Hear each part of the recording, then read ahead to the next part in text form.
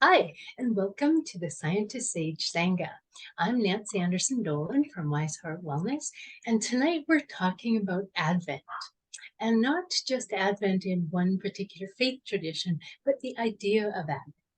And that Advent itself just means the anticipation or the knowing that something is coming, something important, someone important, something's going to happen. And that things may be good now, but there's more coming. So that's the idea of Advent. And when people talk about the advent of a new invention, when that happened, or when this person, the advent of this person's new ideas, things like that. So it's really, lovely to think about this in a broader term, because almost every single faith tradition has an idea of this Advent and about like the candles here. And this particular four candles is often from the Christian tradition, and it stands for peace,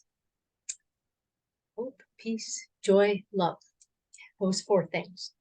And that is what I'm going to sort of go through tonight.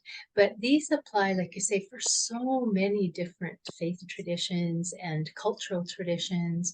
Kwanzaa is more a cultural tradition about remembering values and bringing them back, cultural and human values, just celebrating them. And that is what the celebration about hope, peace, and love is as well. And they, like the Christians, they're awaiting the arrival of the notable person as a Christ child. And pagans are awaiting the arrival of the light returning and different things like that.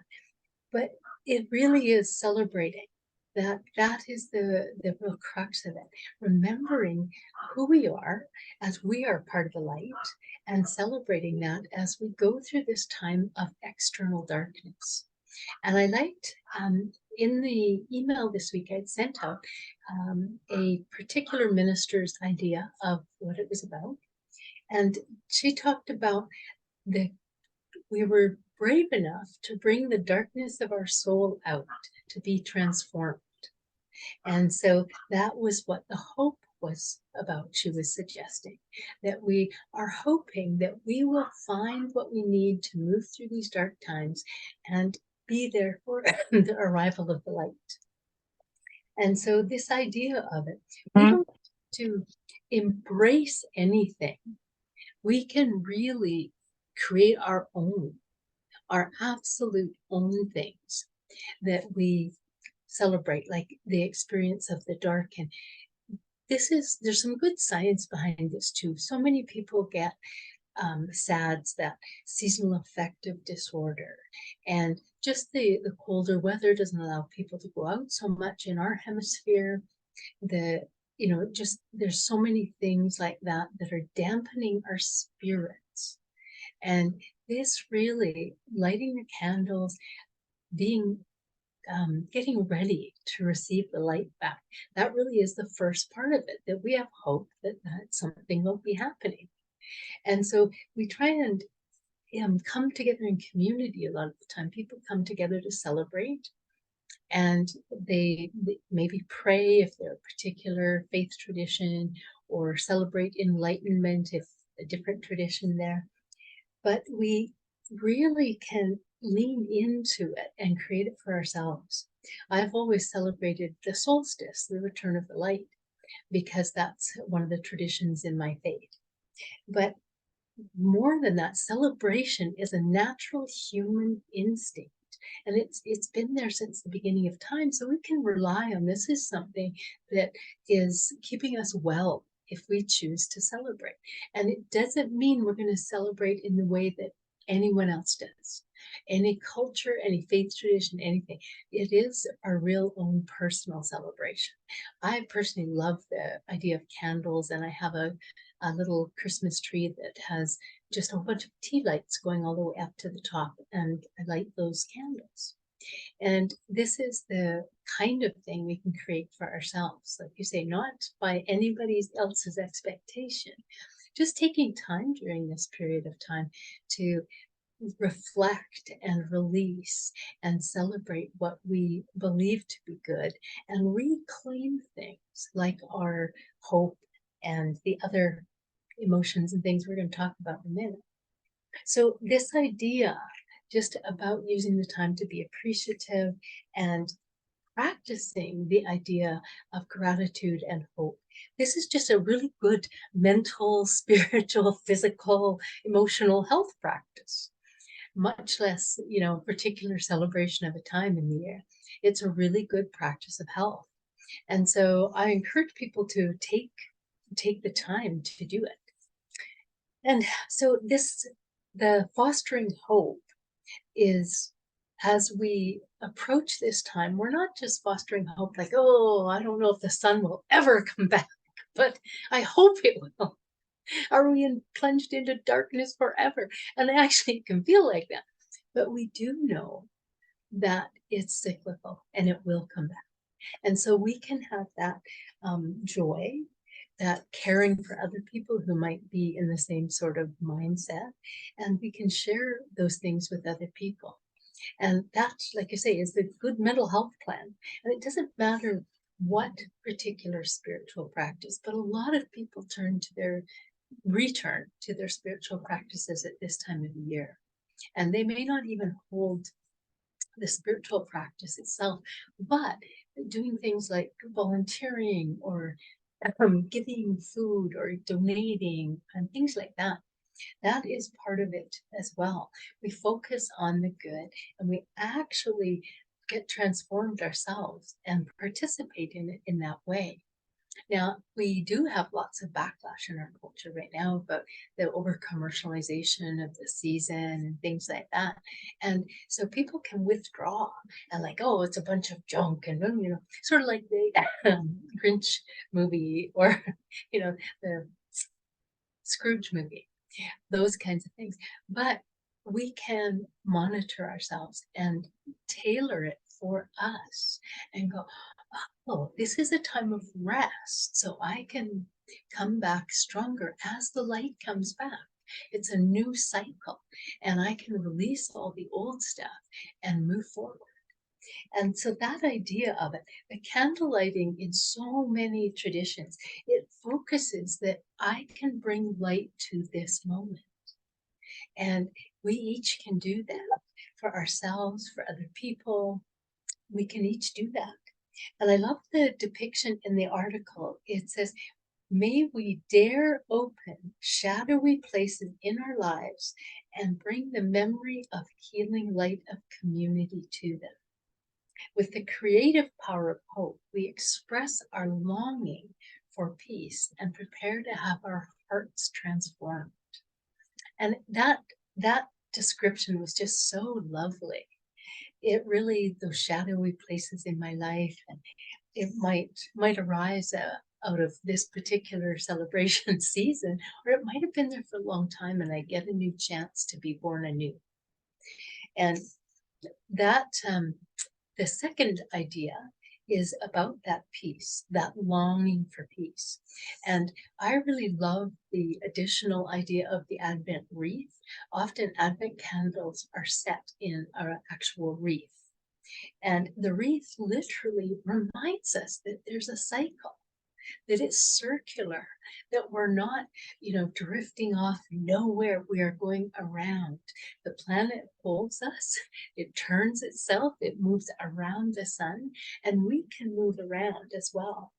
And that sort of eternal cycle of life being that green wreath. And that is really like a cross-cultural symbol as well. And then the candles invite us again to admit our glow, to admit whatever pain and suffering is going on in our own lives or in the world, to be our own candle, shine. And that light grows stronger and stronger each week in the Christian Advent practice as another candle is lit.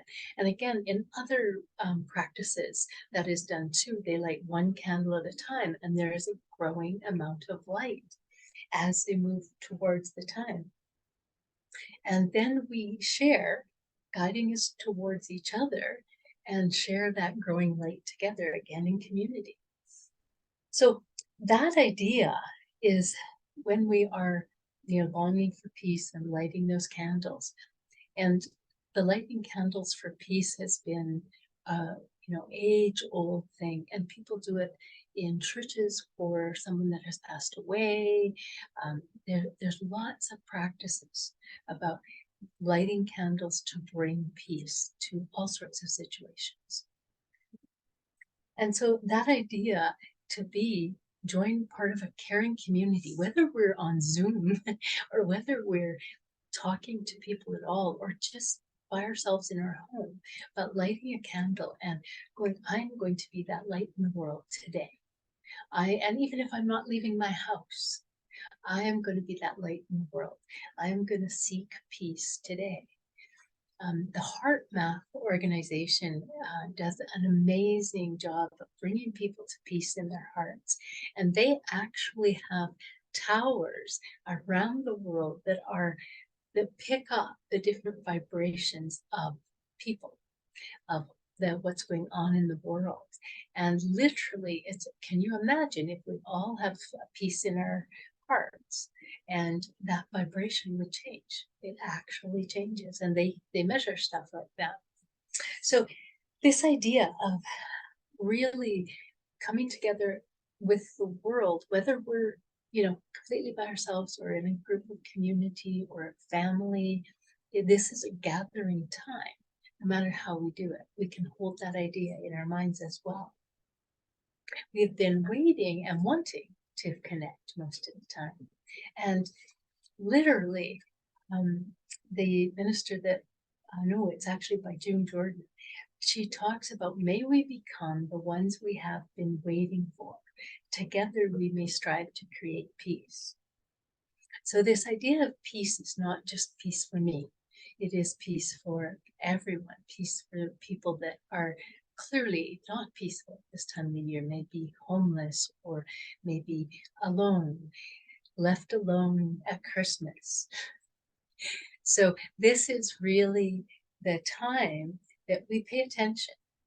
So the next one takes us into, if we are paying attention, if we have hope, if we are creating peace and creating community, we're asked this third Sunday to bring joy, to actually express our joy. And what I've found in my work is that many people are very reluctant to express joy. They're a little suspicious if they even feel joy, much less express it. Like somebody might take it, or the other shoe will drop, and they won't be able to keep it. But this idea about that, we really are moving along slowly through the process of the season. We can't make it go any faster, whether we want it to go away or whether we want the day to show up. But we can just be present, just lighting these candles, being present with ourselves, and asking ourselves to be awakened in this present moment.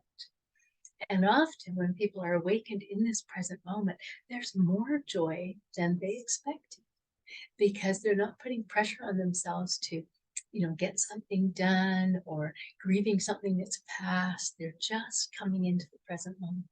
And with hope and peace, coming into the present moment often generates joy. And so this idea of the idea of lighting a candle for the symbol of joy, and not just simple cheer, as they call it, but that experience of joy that cannot be contained. Like, who wouldn't want to celebrate that or, call it in? So that we literally do that by being glad in the world again, the gratefulness part of it, even when sorrow and uncertainty are there.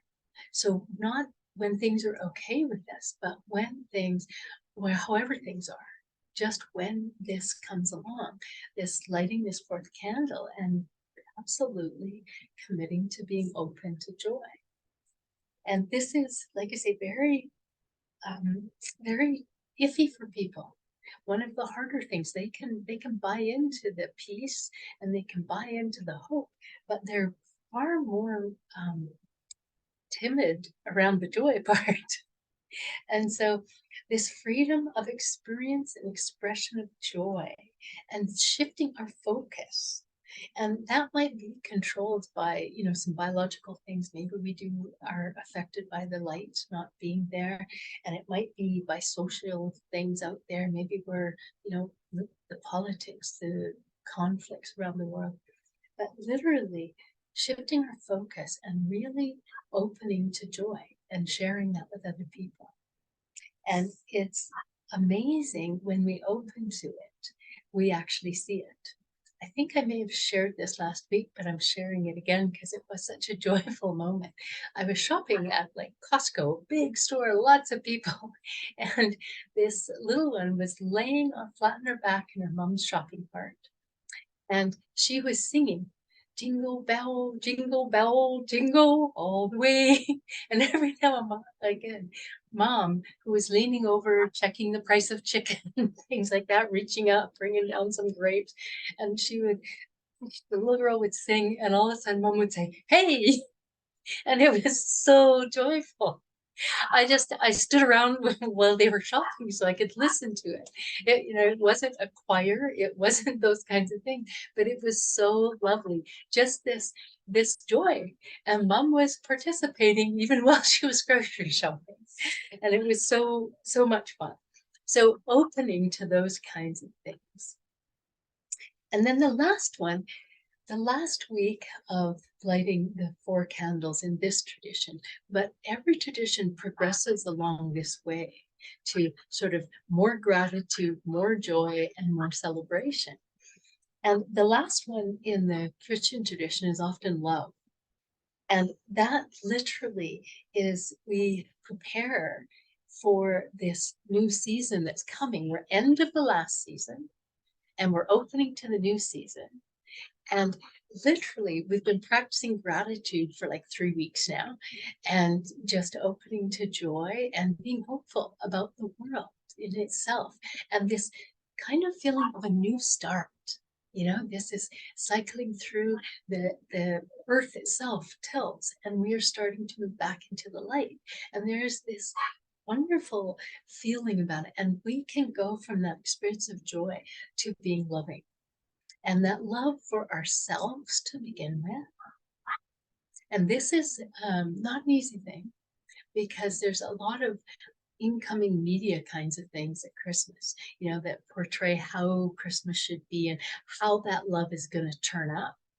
But if each of us are doing our own little private love thing, then when we actually come to this opening, the light changing, we really are like, oh, we're in love with the new light. It's yay, it's changing, we're here.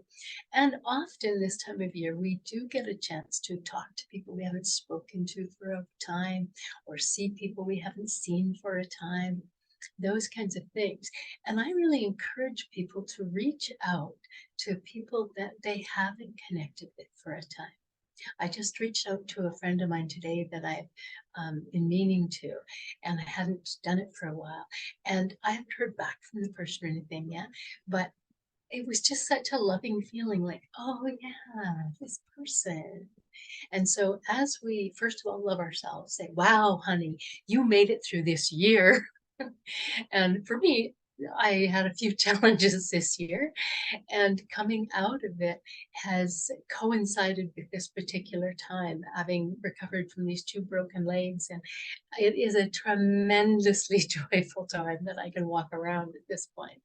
And just loving life as it is, not as I would like it to be.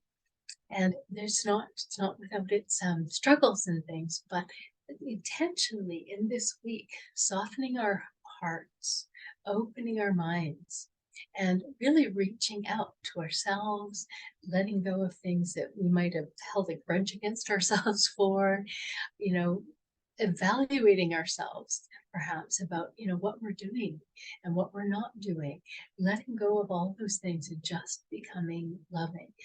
And a lot of that open loving is because most faith traditions have this idea of this pinnacle of light, and that light being spirit itself, and that somehow we inhabit a space spirit at this time of year that is full of love and full of the benevolent universe's love for us, the, whatever gods or goddesses that we perceive, the other people, just that idea of being open to that energy of love that creates things.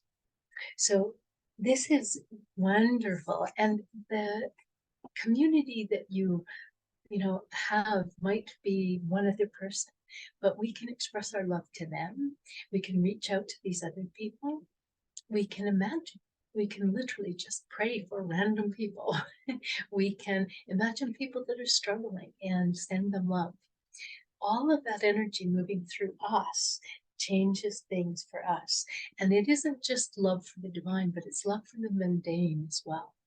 Like waking up in a warm bed, or waking up to not very many cars on the roads during this time. Those kinds of things. There's peace in that, and there's love in that. So we might want to even risk being more vulnerable and, open up to ourselves and to other people and to the divine, to whatever might come to us at this point. Whatever vision of love or inspiration of love that may move through us. In my faith tradition, it's called being a hollow bone. And so being a hollow bone just means whatever the universe wants to, I welcome it moving through me to other people.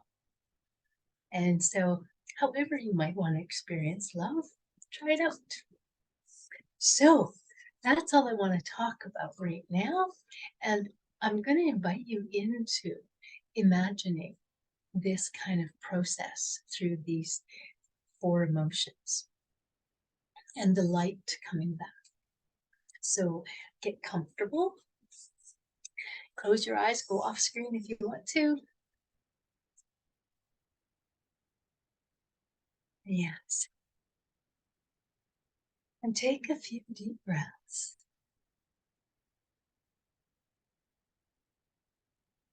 And imagine breathing through your heart. Like literally breathe in through your heart. Breathe out. See if we can add a little energy to that heart math grid.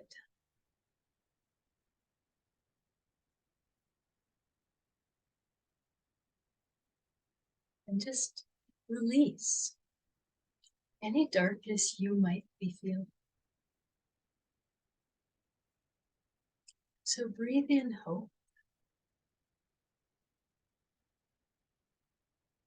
And breathe out any negativity or sadness or resistance to life that you might have just at this moment. Just letting it go.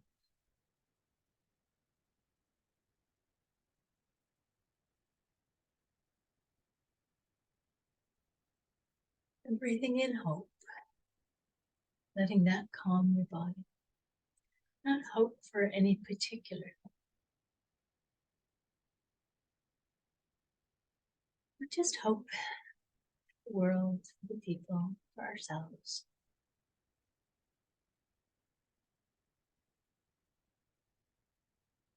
And then breathing in peace. Often there's more space for peace after we've let go things. Breathing peace right into our bodies, through our hearts, down our bodies, right to our toes.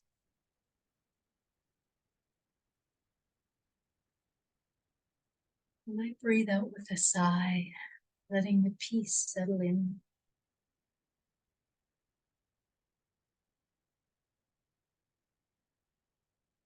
And right even at this moment, as we accept peace, you might find joy building.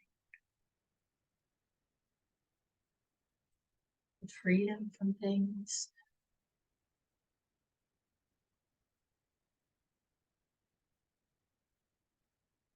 The joy of being present and being alive. and being conscious.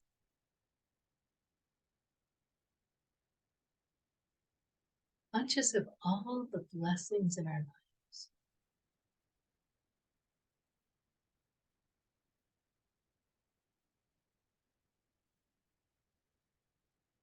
The joy of making it another round on the planet.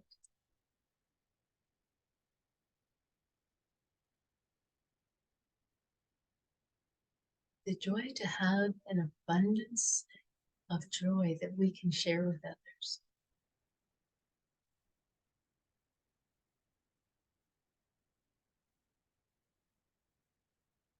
And settle into your heart and just feel the love there.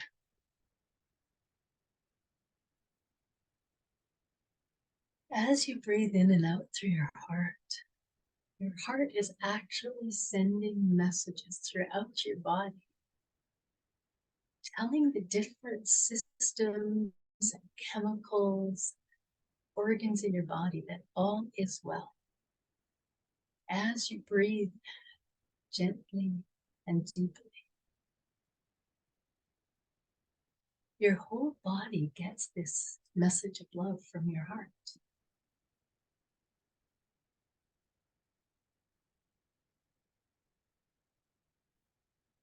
Literally a message of hope and peace and love and joy.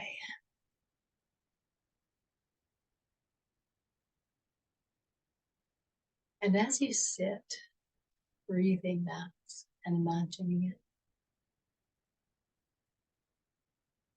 just imagine it going out from you, expanding out to people you care about, out to the people that surround you, your neighbors, your neighborhood, your city.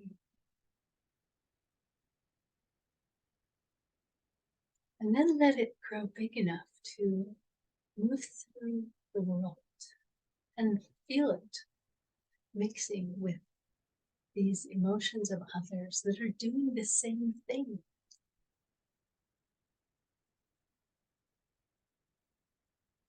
And creating that light, like the light of the candle, around the whole planet.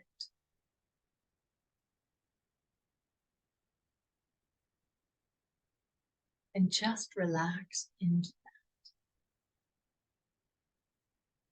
Feel free to enjoy it for as long as you want.